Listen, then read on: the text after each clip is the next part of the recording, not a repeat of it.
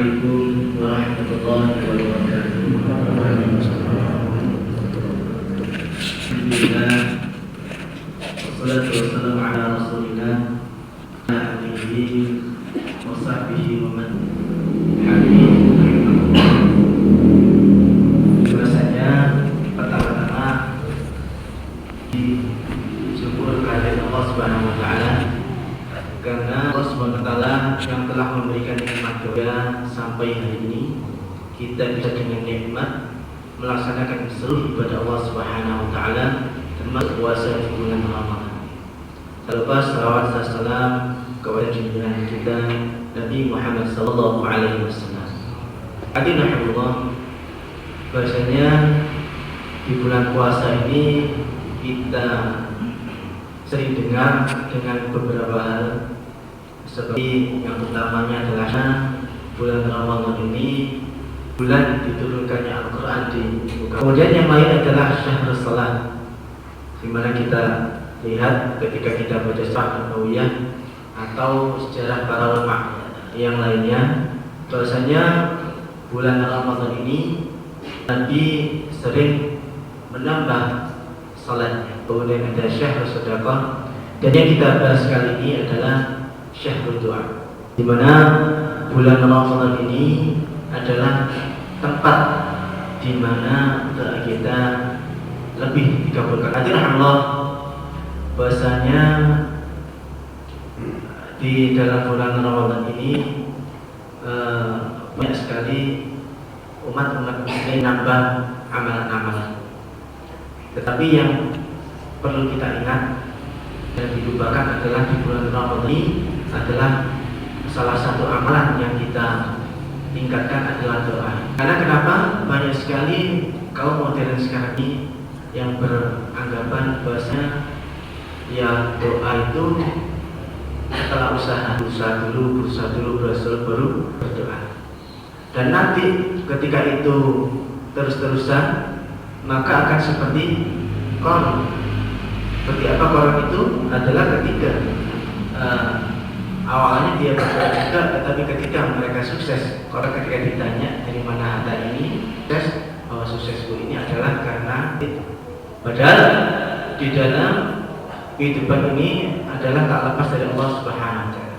Alhamdulillah, perlu kita cermati di dalam surat Al-Baqarah 186. Allah Subhanahu berfirman, "Wa idza sa'alaka 'ibadi 'anni fa inni qarib. Ujibu da'watad da'i idza da'an, falyastajibu li wal yu'minu bi la'allahum yarshudun." Allah Subhanahu berfirman, dan apabila hamba-hambaku bertanya padamu tentang aku, maka jawablah bahwasanya aku ini sangat dekat. Aku akan mengumpulkan permohonan orang yang berdoa apabila memohon kepadaku.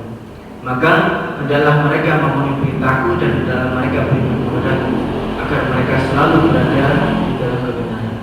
Hadirin Allah, bahasanya puasa ini sangat erat kaitannya dengan doa. Dan di dalam firman Allah SWT ini, Ibnu Katsir rahimahullah menerangkan bahwasanya masalah yang disebut di salah menunjukkan hukum puasa itu adalah menunjuk mengenai memperbanyak doa ketika bulan Ramadan. Dan ini sangat diperintahkan oleh Allah Subhanahu wa taala, dan memperbanyak doa di puasa ini, dari pada sahur, siang hari, bahkan Allah bahasanya Nabi Muhammad SAW juga bersabda, "Salatun la tuqaddu da'watuhum sha'im hatta yuftir, wal imamul 'adil wa da'watul madlum." Bahasanya 3 orang doa yang tidak tertolak adalah orang yang berpuasa sampai ia berbuka, kemudian pemimpin yang adil, dan doa orang-orang yang berzalim. Dan Imam Nawawi rahimahullah berkata bahwasanya disunahkan orang yang berpuasa ini untuk memperbanyak doa demi urusan akhirat dan dunia. Juga ia boleh berdoa untuk hajat yang ia inginkan.